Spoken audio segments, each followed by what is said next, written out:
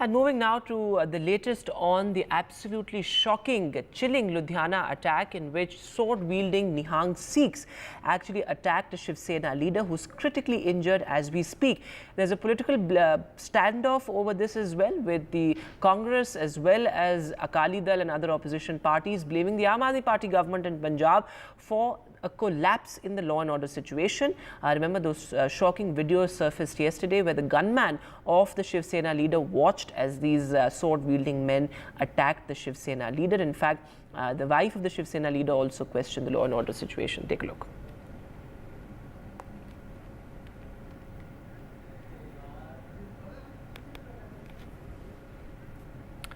And moving now to the big international headline, well, Prime Minister Modi spoke to his UK counterpart, newly elected Prime Minister Keir Starmer, this after the change of guard in the UK. In fact, the biggest headline coming out of that statement is that the free trade agreement talks between India and the UK are firm. In fact, in that statement, both the sides said that the Prime Minister and Keir Starmer, Prime Minister Modi and Keir Starmer are committed to the free trade agreement talks and increased bilateral cooperation. So, of course, that's an important headline coming out of there. Our colleague Mohammad Ghazali, who tracks the Ministry of External Affairs, is joining us live on the phone line. So, Ghazali, there were all these apprehensions that perhaps the free trade agreement, which was pursued very aggressively by Rishi Sunak, there could be some cloud over it. But now both sides have said that India and the UK continue to be committed to the free trade agreement. Oh, yes, certainly. And we saw the Prime Minister dialing up to Mr. Starmer and also inviting him for an India visit.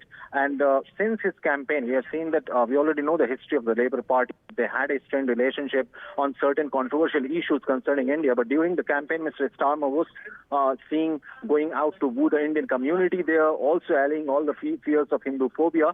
And this time around, perhaps this is the new Labour Party, as its chair was also being quoted today in the morning, that all the stand of the Labour Party on controversial issues will not be seen as such in this new shape once Mr. Starmer has been appointed as the Prime Minister there. Also, we'll have to see there are certain issues which will concern the Indian government as well, because there are certain MPs who have won from the Labour Party who have got controversial stand on certain issues concerning India's sovereignty in Kashmir, as well as we have also seen that how India's UK relations were also under this strain due to the anti-India elements like Khalistani slogans being raised outside the Indian embassy there. So these are certain issues which certainly will be under the focus between the two countries, but under the leadership of both the countries, under the leadership of Mr. Modi and Mr. Starmer both coming to power, this time perhaps the Indian government is also expecting that new relations will be fostered for a long term,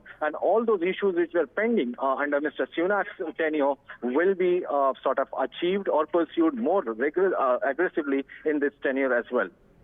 Ghazali, thanks very much for joining us with the latest there. So an important conversation there between Prime Minister Narendra Modi and Keir Starmer. Yesterday, of course, the Prime Minister took to social media to congratulate Keir Starmer as well. In fact, Keir Starmer and his campaign as well has reached out to Indians, particularly Hindus living in the UK.